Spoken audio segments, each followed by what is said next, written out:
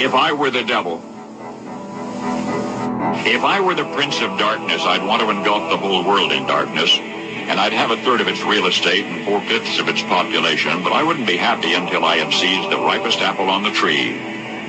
Thee. So I'd set about, however necessary, to take over the United States. I'd subvert the churches first. I'd begin with a campaign of whispers. With the wisdom of a serpent, I would whisper to you as I whispered to Eve, do as you please. To the young, I would whisper that the Bible is a myth.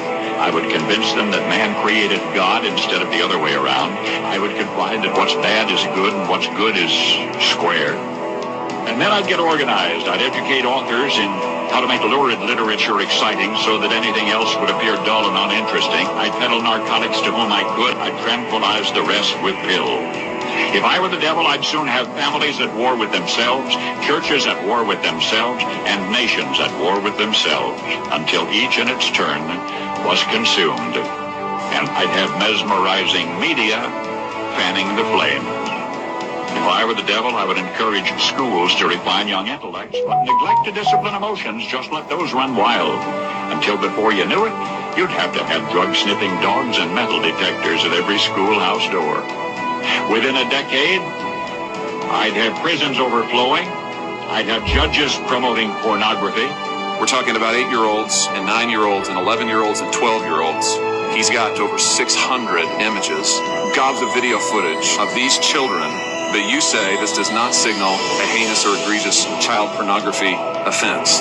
And then you went on to say the defendant was merely trying to satisfy his curiosity. That's somehow a reason to only give him 3 months. Help me understand this. Soon I could evict God from the courthouse, then from the schoolhouse, and then from the houses of Congress. I would lure priests and pastors into misusing boys and girls and church money.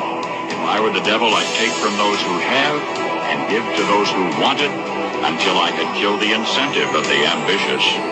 I would caution against extremes. Donald Trump and the MAGA Republicans represent an extremism that threatens the very foundations of our republic. I would convince the young that marriage is old-fashioned, that swinging is more fun, that what you see on TV is the way to be. In other words, if I were the devil, I'd just keep right on doing what he's doing. Paul Harvey.